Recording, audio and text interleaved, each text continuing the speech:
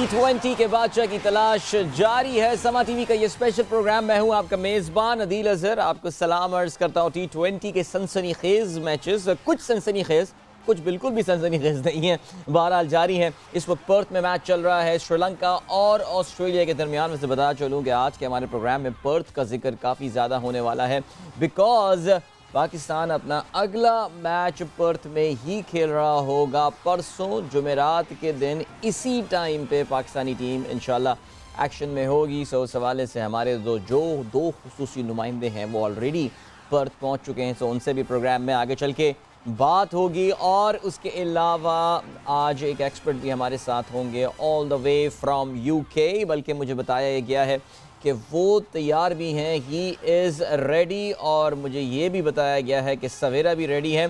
तो पहले ऐसे करते हैं कि इनको हम खुशामदीद कह देते हैं, बिकॉज सवेरा ने एक स्पेशल पैकेज भी हमको भेजा है। पाकिस्तान देखें जी, स्क्रीन पे माशाल्लाह रौनक आ गई है, दोनों नमूदार भी हो गए हैं। सबसे पहले हम खुशामदीद कहते हैं पाकिस्तान के साबिक टेस्ट क्रिकेटर, कप्तान, one of our legendary players Asif Iqbal साहब UK से हमारे साथ मौजूद हैं। अस्सलाम वालेकुम आसिफ साहब। जी अस्सलाम वालेकुम। आपको मुबारक हो जी, आपके मुल्क के नए वज़ीर आज़म भी आ गए हैं। हम एशियन कम्युनिटी से भी ताल्लुक़ रखते हैं, तो कोई टेंशन कम हुई आपकी, ये बताइए। मुझे कभी कोई टेंशन थी नहीं तो कम क्यों होगी। क्या बात है sir, that's the spirit. Alright Savera, welcome from Perth today. खैरियत से पहुंच गई हैं जी पर्थ से आप?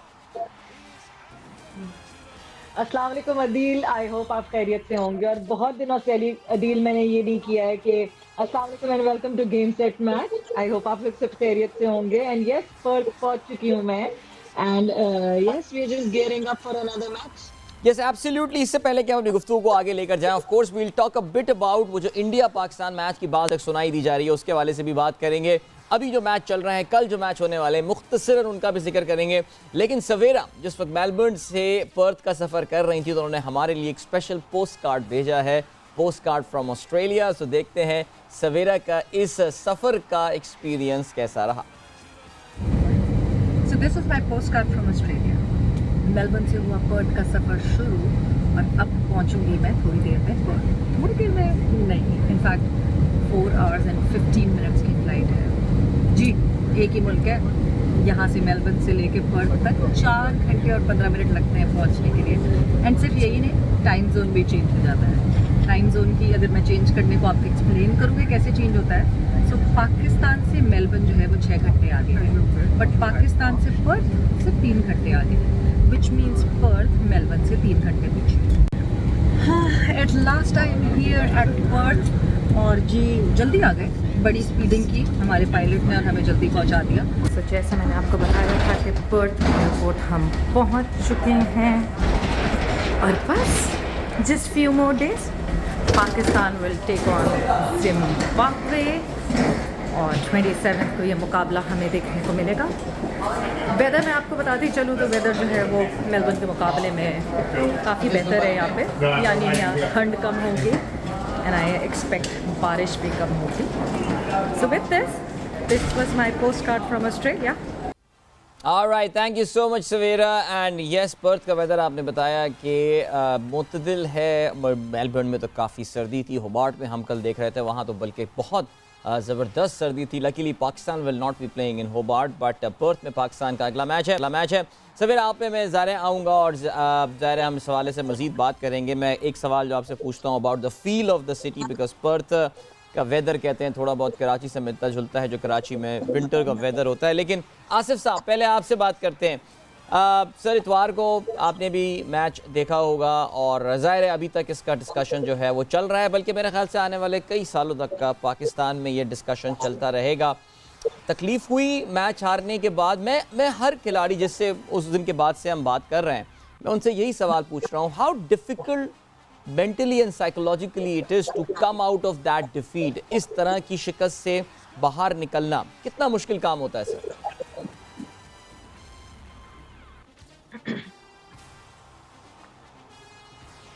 आसिफ साहब तक मेरी आवाज़ पहुंच रही है? जी, आपका सवाल मुझसे कर रहे थे आप? जी, मैं आपसे सवाल पूछ रहा था आसिफ साहब, मैं आपसे सवाल पूछ रहा था कि इस तरह। जी देखें, प्लीज आपका सर। जो सवाल है ना, सबसे पहले तो मैं ये बताऊं कि हम ये ऑस्ट्रेलिया गए हैं, वो सिर्फ इंडिया का मैच खेलने नहीं गए हैं। राइट। हम वहाँ गए हैं वर्ल्ड कप जीतने के लिए। और अगर आप इंडिया से चले जीत जाते, अगर आप जिम्बाब्वे से आ जाते, तो आपके ये तासुरात नहीं होते जो आप ये हारने पे कर रहे हैं। तो आपका मतलब पब्लिक है या जनरल ओपिनियन जो है। हमें तो ये कहना चाहिए कि इतना अच्छा मैच आई थिंक पूरे टूर्नामेंट में शायद ही खेला जाएगा या पहले कभी खेला गया होगा। It was one of the best T20 match in the world cup कि मैंने अभी तक देखते आए वर्ल्ड कप, उसका मैं कहूँगा ये था। और पाकिस्तान ने जो स्टार्ट बैटिंग जब कर रहे थे तो स्टार्ट उनको इतना अच्छा नहीं मिला था, लेकिन टॉस के फौरन बाद जब बाबर आजम से पूछा गया कि विकेट के बारे में, तो उन्होंने कहा कि ठीक है विकेट 160-170 रन करें तो हम डिफेंड कर सकते हैं। तो जब 2 विकेटें जल्दी आउट हो गई और 3-4 विकेट भी शायद इतनी ज्यादा रन नहीं कर पाए, 160 जब हो गए थे तो लग रहा था कि हमारी बॉलिंग उसको डिफेंड कर लेगी। एंड लाइकवाइज जब इंडिया की इनिंग शुरू हुई तो वो लोग भी काफी मुश्किलात में थे, लेकिन I think Virat Kohli he played innings of his life time, इसमें कोई शक नहीं है जिस तरह से वो बैटिंग की है to win the match in the end for India. और आई थिंक उन पर सबसे ज्यादा प्रेशर जो था वो ये था होगा तो जो एक बहुत आसान रन आउट मिस किए थे वो, जो शान मसूद का था, जो एंड तक खेलते रहे, 50 रन करे और उन्हीं की वजह से काफी मतलब पाकिस्तान को ये 160 करने में आसानी हुई। कमिंग बैक टू इस सवाल के कितना मुश्किल होता है माइंडसेट निकलने का, देखें वो एक मैच था वो हार गए, लेकिन बहुत अच्छी तरह से खेल कर हारे। तो इस वजह से आई थिंक पाकिस्तानी जो प्रेजेंट टीम होगी, अब उनका फोकस पिछले मैच के हारने पर नहीं होगा, अब वो आगे के मैचेस जीतने पर होगा, जो ज्यादा इम्पोर्टेंट है।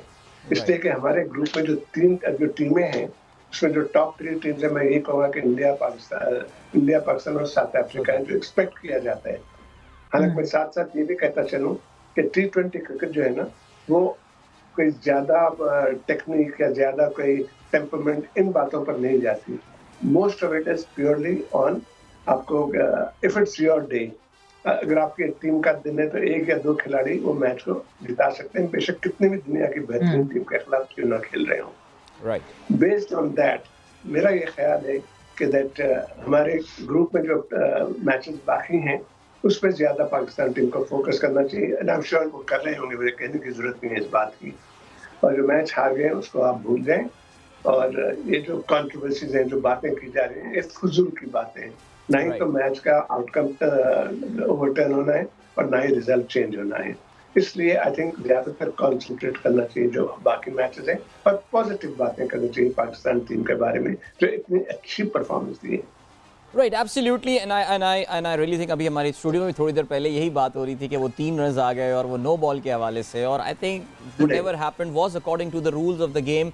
और मेरे ख्याल से आई थिंक एज हमें भी एज क्रिकेट व्यूअर्स या जो एनालिस्ट हैं एंड ऑल, फिर हमारे यहाँ ये भी कंट्रोवर्सी आ रही है। सवेरा एक और वो नई कंट्रोवर्सी आई है ना टॉस के हवाले से, कि वो कॉइन इतनी दूर जाके गिरा था, और हमारी क्रिकेट के एक लेजेंड ने ये बात बोली, आसिफ इकबाल साहब ने तो बड़ी क्रिकेट खेली है, कि बाबर को क्या पता कि वो हेड्स आया था या टेल्स आया था। नहीं, आई think it's getting ridiculous now यार। इट इज मजे का खेल बात है, टोटली मजे का खेल बात। बिल्कुल।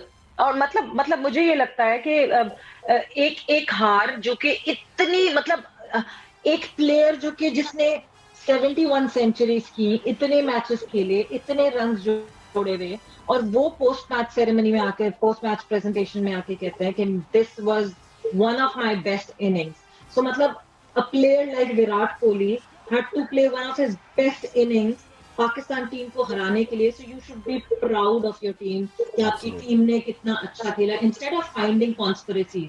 हम पता नहीं हार के बाद कॉन्स्पिरेसीज क्यों ढूंढते हैं। हमारी टीम ने बहुत अच्छा खेला, और मुझे ये लगता है कि आगे और अच्छी परफॉर्मेंसेस हमें दिखेंगी अपनी टीम। नहीं, बिल्कुल एब्सोल्युटली। और पाकिस्तान ये भी याद रहे कि अगर पाकिस्तान पे प्रेशर है तो साउथ अफ्रीका पे हमसे प्रेशर मल्टीप्लाई बाय 2 हो गया, because they lost a very important point yesterday.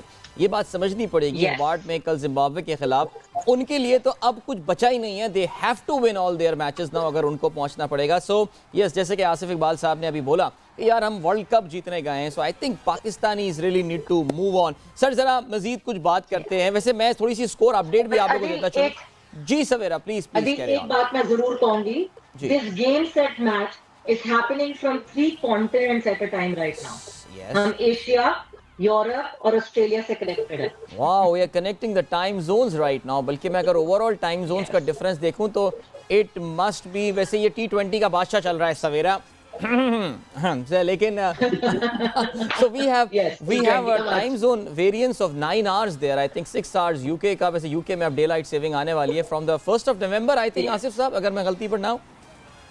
अभी 4 घंटे का डिफरेंस है।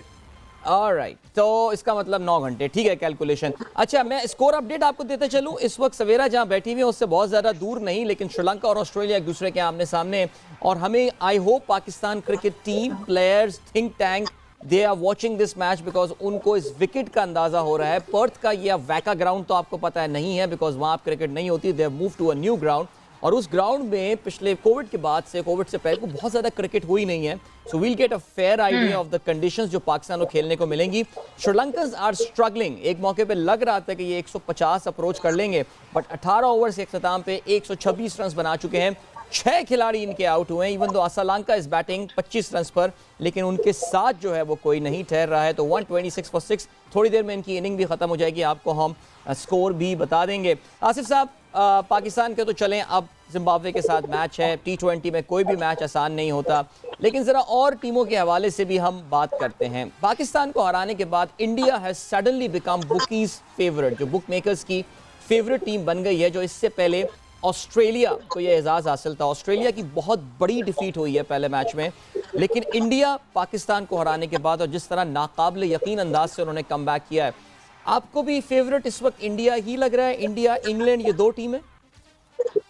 देखें, T20 क्रिकेट में मैं फिर रिपीट करूंगा, कोई भी टीम फेवरेट नहीं होती जब मैच में जाती है। राइट, टूर्नामेंट के लिए आप सिर्फ इसलिए कह सकते हैं फेवरेट बिकॉज उनकी स्ट्रेंथ देखकर, कि उनके पास परफॉर्मेंसेस देखकर और उनका रिकॉर्ड देखकर। राइट, लेकिन जब मैच होता है, मैं तो ये कहूंगा कि दैट एनी टीम, जो इस टूर्नामेंट में जितनी टीमें, 12 टीमें, जो भी 4 टीमें जो हैं वो सेमीफाइनल में जब पहुंच जाएंगी, उनमें से कोई भी एक टीम वो जीत सकती है, because it's on the day वाली बात होती है, उनको दूसरा मौका नहीं मिलता।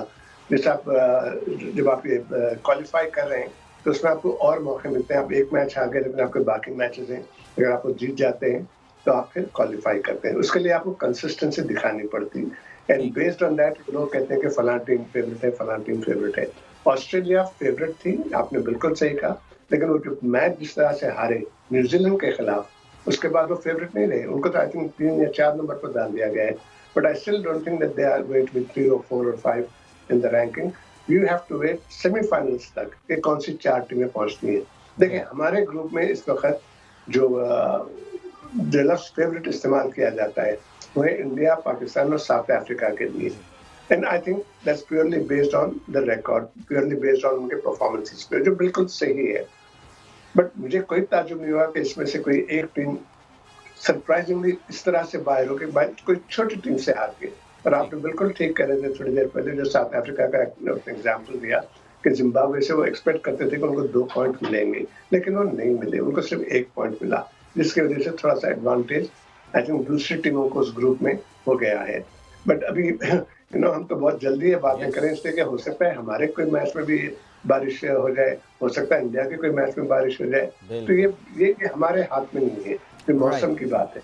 लेकिन प्योरली अच्छी बातें करें, क्यों ऐसी बातें कर रहे हैं दिल धड़काने वाली।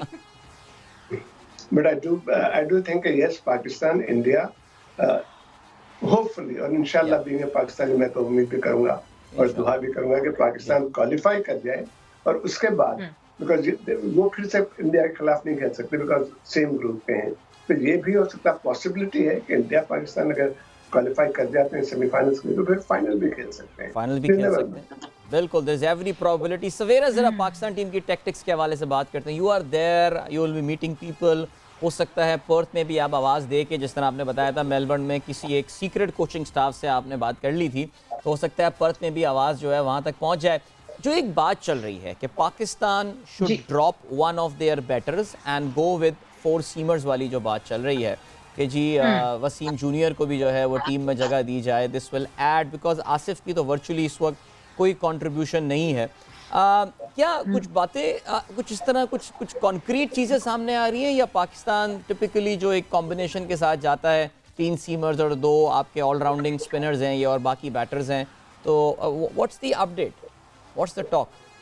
अब अभी तक कोई कॉन्क्रीट कोई बात नहीं आ रही है। आज बिल्कुल टीम पाकिस्तान ने जो है वो प्रैक्टिस की, बैटिंग, बॉलिंग, फील्डिंग प्रैक्टिस जरूर हुई, मगर अभी तक कोई ऐसी बात कॉन्क्रीट सामने नहीं आई है। अब कल यहाँ के 11:30 बजे, यानी पर्थ के 11:30 बजे, पाकिस्तान के 8:30 बजे सुबह प्रैक्टिस करेगी टीम पाकिस्तान फिर से, और इफ्तिखार अहमद की प्रेस कॉन्फ्रेंस होगी। सो इफ्तिखार अहमद की प्रेस कॉन्फ्रेंस से हम कितनी खबर निकाल सकेंगे, कितनी बात निकाल सकेंगे, बट प्रैक्टिस जब हो रही होती है, सो प्रैक्टिस में आपको अंदाजा हो जाता है कि अगले दिन क्या टीम खेलेगी, बिकॉज जिन लड़कों ने 11 का हिस्सा होना होता है उन पर ज्यादा काम हो रहा होता है, वो ज्यादा खेल भी रहे होते हैं, वो ज्यादा नॉकिंग करते हुए भी दिख रहे होते हैं। सो कल जब प्रैक्टिस से वापसी होगी तो उसके बाद ज्यादा बेहतर अंदाजा होगा, एंड देन आपकी कहीं ना कहीं किसी से कोई ना कोई बात जरूर हो जाती है, तो आपको अंदाजा हो जाता है कि क्या टीम अब खिलाएंगे, बिकॉज टीम में तब्दीली जरूरी है। वो इस वजह से बिकॉज एक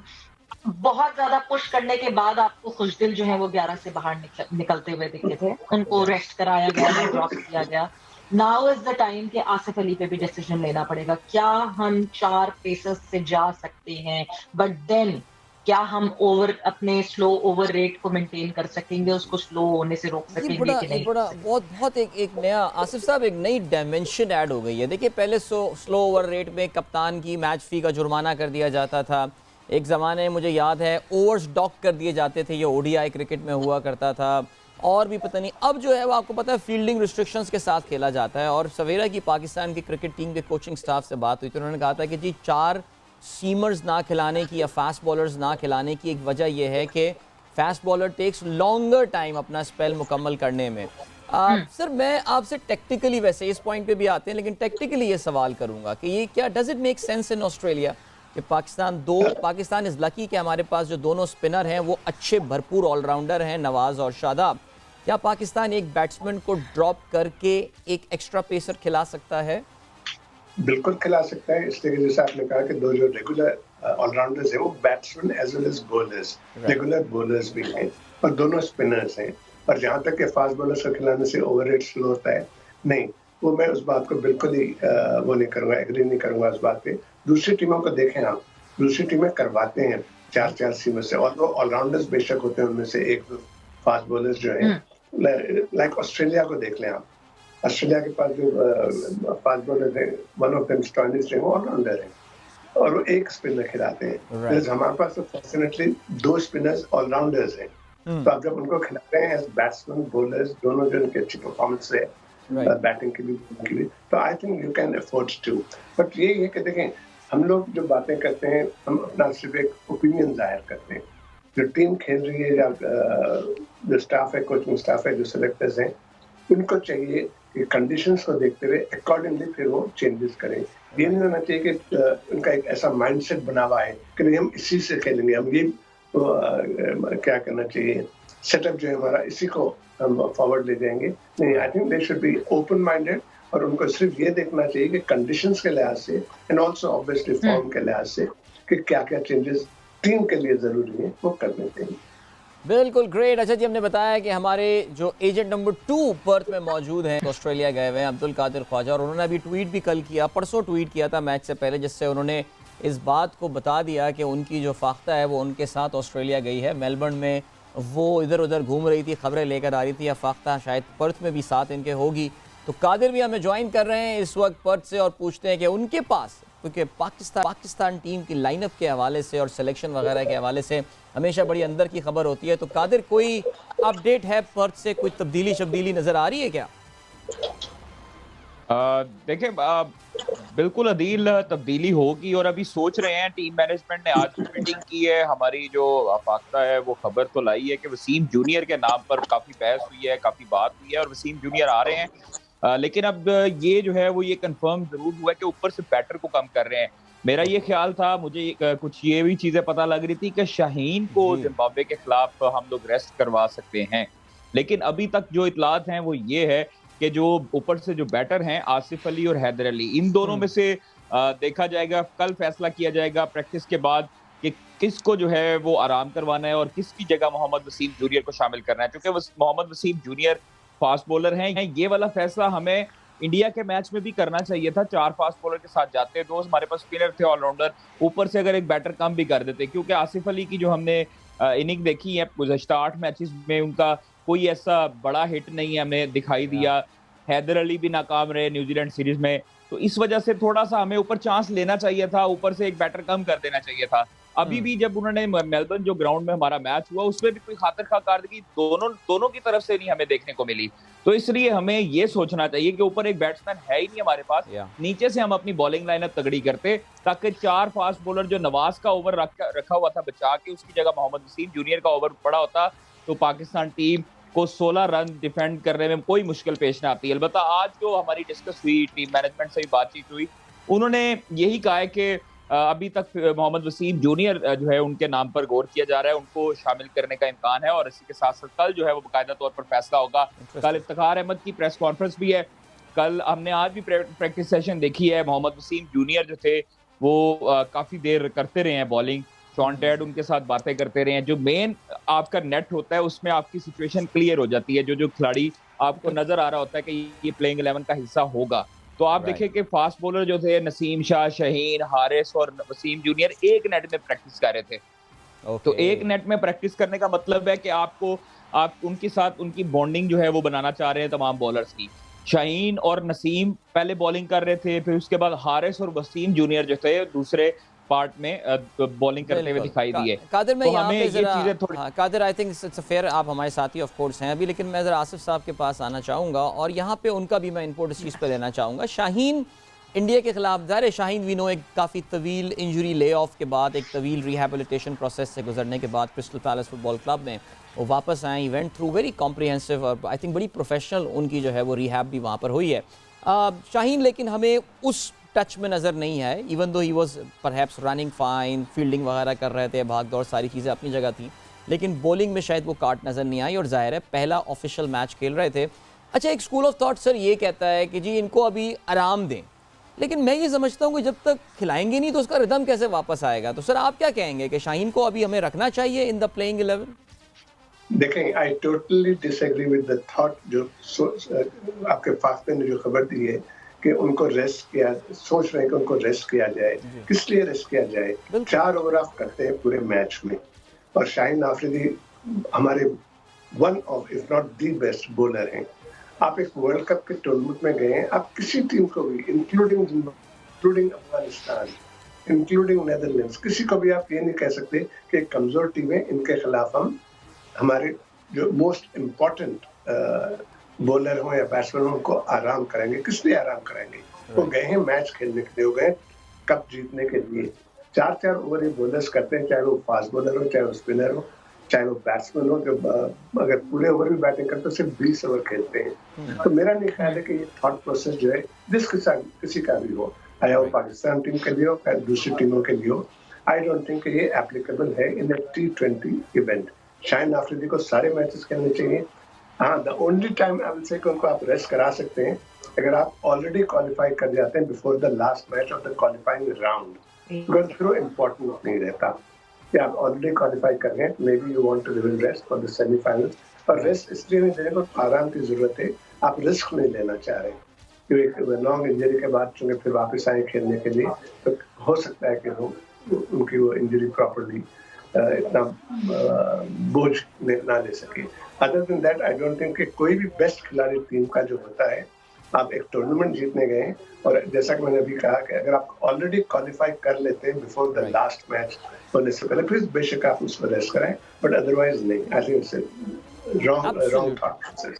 ग्रेट सर, यहाँ जरा सबको अपडेट देते चलें कि श्रीलंका की इनिंग का हो गया इख्तिताम और श्रीलंका ने बना लिए 157 run, 157 for the loss of 6 wicket. क्या कमाल आखिरी ओवर खेले हैं करुणा रत्ने और असलांका। ये पैट कमिंस यानी कोई आम बॉलर नहीं, दुनिया के टॉप बॉलर्स में से एक पैट कमिंस ने कराया। और अगर मैं सही गिनती यहाँ पर कर रहा हूँ तो 19 रन आखिरी ओवर में जो है वो श्रीलंका बनाने में कामयाब हुआ है। सो एक बिलो पार टोटल जो अब से थोड़ी देर पहले लग रहा था कि बामुश्किल 145 रन 140 रन बनेंगे, वो 157 रन बनाए। 158 का टारगेट दिया है ऑस्ट्रेलिया को चेस करने के लिए। और ज़ाहिर श्रीलंका की बॉलिंग जो है हम ये भी जानते हैं कि काफ़ी स्पिन हैवी है, and they've got one of the top bowlers in the world, Hasaranka right now. So I think, Savera, you would agree that Sri Lanka has put up a total जहाँ पे Australia को कुछ pressure में लाया जा सकता है. Last time जिस तरह उनकी बैटिंग फेल हुई थी, they can fail again. Exactly बिल्कुल लाया जा सकता है प्रेशर में. और ये जो लास्ट ओवर की आप बात कर रहे हैं, बिकॉज अदील सामने ही यहाँ पे जो है मेरे टीवी चल रहा है जहाँ पे मैं देख सकती हूँ कि मैच में हो क्या रहा था. सो आखिरी ओवर 8 बॉलों का हुआ. मतलब Pat Cummins, we rate him really high. और पैट कमिंस ऑस्ट्रेलिया में हम एक्सपेक्ट ये करते हैं कि और ज्यादा लीथल हो गए होंगे, बट वो इस तरह लीथल हो गए कि 2 वाइड्स उन्होंने की. बाय का भी रन आया. सो अच्छे खासे रन जोड़ के almost made a very good total, 157, 158 to win for Australia. Let's see कि ये challenge on है and it will not be easy for Australia. Yes, absolutely. मैं अभी उनके bowling stats देख रहा था. एश्टन एगार जो इनके पास स्पिनर हैं, उन्होंने 4 ओवर में 25 रन दिए. ग्लेन मैक्सवेल के 1 ओवर में 5 रन आया. इसका मतलब ये that the spinners जो हैं वो थोड़ा रन कंटेन करने में कामयाब हुए हैं, बिकॉज ये एक बहुत डिसाइसिव फैक्टर होगा. But we of course know कि ऑस्ट्रेलिया की बैटिंग पिछले मैच में तो नाकाम हो गई. Finch hasn't been in good form, लेकिन फिर भी they have got players like Warner and Maxwell भी इनफैक्ट फॉर्म में नहीं है. सो ये तो बड़ा मज़ेदार सिचुएशन जो है ये बन गई है. बहरहाल कादिर, मैं आप पे एक बार फिर से आता हूँ. और पर्थ आप सवेरा से वैसे एक दिन पहले पहुँच गए थे, और मौसम वहाँ का I think I am assuming के मेलबर्न के मुकाबले में थोड़ा मुतदिल है और बेहतर मौसम है. देखिए अदील, सुबह के टाइम जो है वो मौसम पर्थ का जो जिस तरह कराची में होता है, लेकिन उससे थोड़ा सा आप ठंडी हवा लगा लें. हवा वैसे ही चल रही है. पर्थ में सनी वेदर होता है सुबह के टाइम.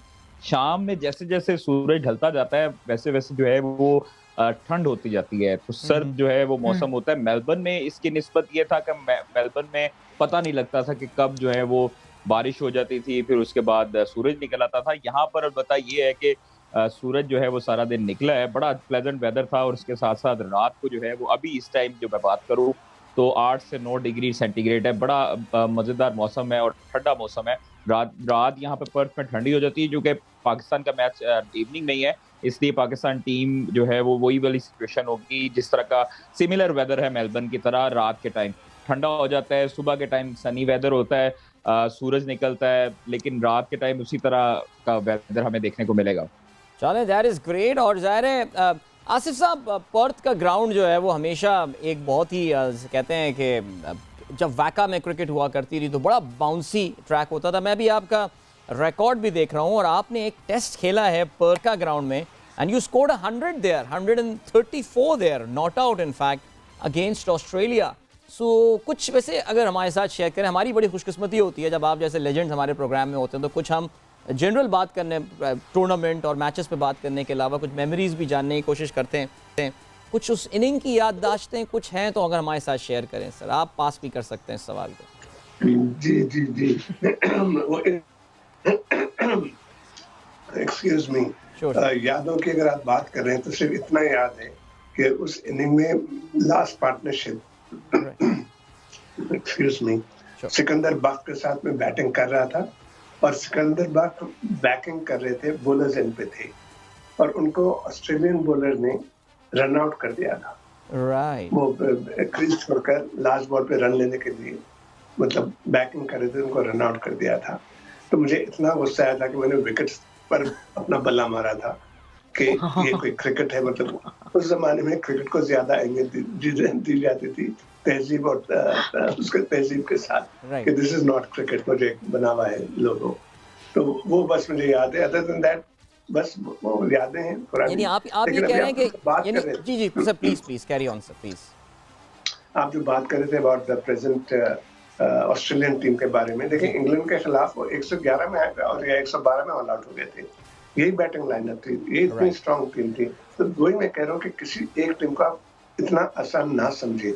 ऑस्ट्रेलिया में तो डबल एक्सक्यूज मी प्रेशर है. उनको रन रेट का भी ख्याल रखना है. तो with that on his mind, on their mind, Australian team का बहुत इंपॉर्टेंट इनिंग्स होगी उनके लिए. जीतना तो उनको सबसे पहले प्रायोरिटी तो उनकी होगी, जीतना है उन्हें. और इतना आसान नहीं जितना when you are chasing 8 runs per over. हो सकता है वो कर ले, हो सकता है वो आसानी से कर ले, लेकिन वो इतनी आसानी से करना चाहेंगे कि रन रेट उनका ऊपर जाए। अब वो होगा या नहीं वो हमें देखना पड़ेगा, बिकॉज श्रीलंकन टीम जैसा आप लोग बता रहे थे आखिरी 2 ओवर्स में उन्होंने बहुत अच्छी परफॉर्मेंस करके एक डिसेंट टारगेट दिया। ये नहीं है कि वो नहीं कर सकते, वो डिसेंट टारगेट है, बट ऑलवेज जो प्रेशर होता है बैटिंग टीम पर चेजिंग का, अब वो चेज करें, उनको एक अच्छा स्टार्ट ना मिले, फिर I think Australia can be after the tournament आज के मैच के बाद। या एब्सोल्युटली। और सवेरा ने अभी वैसे मुझे मैसेज भेजा, वो कह रही हैं कि पर्थ में अच्छी खासी सर्दी है, कादर को सर्दी क्यों नहीं लग रही है। असल में वो कादर लाहौर से आया है, उनकी शायद थोड़ी बर्दाश्त है। कराची वालों को आपको पता है ज़रा सी भी सर्दी हो तो मजाक उड़ता है कि थोड़ी सी सर्दी और कराची वालों की जैकेटें निकल आती हैं। मेरा ख्याल से शायद ये फ़र्क हो सकता है, इसलिए आपको शायद ज़्यादा सर्दी लग रही है पर्थ में Savera. That is quite possible. बिल्कुल ये पॉसिबिलिटी हो सकती है, बट ये कि मौसम बहुत मजे का है। मतलब आप अगर मेलबर्न की बात करें तो मेलबर्न में तो स्वेट शर्ट्स के अलावा कुछ और पहनने का मौका नहीं मिला था, मगर यहाँ मुझे लगता है कि हम कुछ और भी पहन सकेंगे। बिल्कुल आप एंजॉय कर लें, बिकॉज आप उसके बाद फिर आपको एडलेड जाना है, सिडनी जाना है आपको, वहाँ पे भी आपको मौसम जो है ठंडा मिलने वाला है, और एडलेड में तो काफ़ी आपको सर्दी जो है वो मिलेगी। सो तैयारी आप पकड़ें। वैसे आसिफ साहब, मैंने उस मैच का स्कोर कार्ड निकाल लिया। मैं क्या करूँ, मैं ज़रा थोड़ा सा हूँ क्रिकेट हिस्ट्री बफ, और मैं आपकी इनिंग देख रहा था और ये सिकंदर बख्श रन आउट, तो ये मैनकट, यानी वो आप क्या यही कह रहे हैं कि मैनकट के स्टाइल से उनको आउट किया था उस वक्त बॉलर ने? मैंने समझा मैनकट क्या मतलब? वो जो सर वो जो बॉलिंग करते हुए जो आउट कर देते हैं सर, उसी पे। जी जी जी बिल्कुल, वो बॉलिंग कर रहे थे। उस वक्त वो कंट्रोवर्सी नहीं हुई थी सर? उस वक्त वो जैसे आजकल तो बड़ी कंट्रोवर्सी हो जाती है ना सर। नहीं, आजकल तो खैर टेलीविजन, थैंक्स टू टेलीविजन, हर कोई आकर टेलीविजन पे कंट्रोवर्शियल बात करना चाहता है, उनको ज्यादा तवज्जो मिलती है बस। लेकिन नहीं, वो मैं बता दूं थोड़ा सा बैकग्राउंड उस मैच का, कि सरफराज नवाज ने मेलबर्न टेस्ट में एक ऑस्ट्रेलियन बैट्समैन को इस तरह से आउट किया था। तो I think it was in retaliation, although हमने बड़ा प्रोटेस्ट किया था, हम फील्डिंग साइड होते हुए हमने, कैप्टन मुश्ताक मोहम्मद थे जो, I mean he was one of the best captain that I have played under, तो उन्होंने अंपायर्स को जाकर कहा था कि that we want to take the decision back, लेकिन अंपायर्स नहीं माने थे इस बात को। अंपायर ने कहा था कि एक मरतबा डिसीजन दे देने के बाद वो नहीं हो सकता। तो आई थिंक वो जो रनआउट का जिक्र मैंने भी किया और आप भी जो बता रहे हैं, वो ऑस्ट्रेलिया में जब पर्थ में जब मैच हो रहा था, तो पर्थ में ऑस्ट्रेलियन बॉलर, मुझे याद नाम नहीं है कौन बॉलर था, उसने जो किया, इट वाज इन रिएक्शन जो ऑस्ट्रेलिया के खिलाफ किए थे इन मेलबर्न, वो वजह थी जिसकी वजह से किया था। But just briefly I want two point out something about the present match and the tournament. ये जो ऑस्ट्रेलिया की बैटिंग है, देखें हर कोई कहता है कि बड़ी स्ट्रॉन्ग बैटिंग लाइनअप है, और हर टीम में हम कहते हैं, इंडिया को हम कहते थे कितनी स्ट्रॉन्ग बैटिंग लाइनअप है, पाकिस्तान को हम कहते हैं कि हमारे टॉप बैट्समैन जब रन करते हैं तो हम बहुत रन करते हैं। T20 क्रिकेट में देयर इज नो रिकॉर्ड जिसके आप हिस्ट्री को लेकर चलें कि वो टीम जो है हर मैच में वैसा ही परफॉर्म करेगी। मुझे सच अगर आप कहें तो मुझे सिर्फ लगता है कि इस टूर्नामेंट में एक टीम है, ना वो इंडिया है, ना पाकिस्तान है, ना ऑस्ट्रेलिया है, ना न्यूजीलैंड है, वो है इंग्लैंड, जो कंसिस्टेंटली एक स्टाइल से खेलते हैं, और वो इंस्पाइट अगर वो लूज भी करते हैं early wickets, they continue playing in that positive way and they do manage to put on a score to defendable समझा जाता है, बिकॉज उनका माइंडसेट जो है वो mindset totally they have understood the game how to play. I think, and मैं घड़ी घड़ी जो इस्तेदार करता हूँ यही कि पाकिस्तानी प्लेयर्स टैलेंट की कोई कमी नहीं है। बैट्समैन आप देखें मेलबर्न में जिस तरह से हमारे बैट्समैन शान मसूद और द अदर वन क्या नाम था उनका जो 50 रन बनाए, इफ्तिखार अहमद, जी जी जी, in spite of the top batsmen, heavily dependent रहते हैं always, बाबर और रिजवान, पर फिर भी managed to put up a good score. Like I think T20 चले सर, ग्रेट। आसिफ साहब, thank you so much sir, बहुत शुक्रिया आपका एज ऑलवेज, बड़ा अच्छा मजा आता है आपसे बातें करके। It's a mixture of the present cricket and past से हम जरूर कुछ ना कुछ आपकी याददाश्तों से कोशिश करते हैं निकाल कर लेकर आए। It's always so much fun. Thank you sir, इंशाल्लाह we'll keep on bothering you in future as well. Savera, जाते जाते आखिरी चीज़, सो कल आपने बताया कि पाकिस्तान टीम की प्रेस कॉन्फ्रेंस है and the team will be practicing there as well. I think Savera भी अब शायद चली गई हैं अनफॉर्चुनेटली, सो अब मुझे भी चले जाना है। सवेरा है हमारे साथ। Savera, okay, one last thing, so कल पर्थ में Pakistan team will be having a day of practice as well along with the press conference, if you could just confirm. बिल्कुल बिल्कुल जी, प्रैक्टिस है कल टीम की यहाँ के 11:30 के हिसाब से। एंड एक चीज जो क्लैरिटी में हमें बड़ा कंफ्यूजन हुआ है, दिस स्टेडियम इज नॉट वाका, this is the other stadium. Yeah. इसका नाम पहले ऑप्टस होता था, but Optus is a brand here, एक टेलीकम्युनिकेशन की कंपनी है। सो जब से वर्ल्ड कप की शुरुआत हुई है, सो वो ऑप्टस का नाम हटा दिया गया। एक बड़ा सा बोर्ड लगा हुआ था यहाँ स्टेडियम पे, वो हटा दिया गया है। And now this is just known as Perth stadium. तो पर्थ स्टेडियम में होना है ये मुकाबला। पर्थ स्टेडियम में होना है ये मुकाबला। Thank you so much Savera, we'll wait for your postcard from Perth tomorrow. Stadium के रीनेमिंग की बात की जा रही है, आपको पता चला हो that the national stadium Karachi will now be called the National Bank Cricket Arena. I just thought जब ये बात हुई है तो ये भी आपको बता दिया जाए, बिकॉज नेमिंग राइट्स अब पाकिस्तान में भी दिए जा रहे हैं। पहले स्टेडियम का नेमिंग राइट दे दिया गया है, which is the national stadium Karachi, and this agreement has been signed between the biggest nationalised bank, Pakistan का कौमी नेशनल बैंक, और पीसीबी के दरमियान। इंशाल्लाह मेरी आप लोगों से मुलाकात अब कल होगी एक बार फिर T20 के बादशाह में। अपना ख्याल रखिएगा। Till then goodbye, God bless and अल्लाह हाफिज़।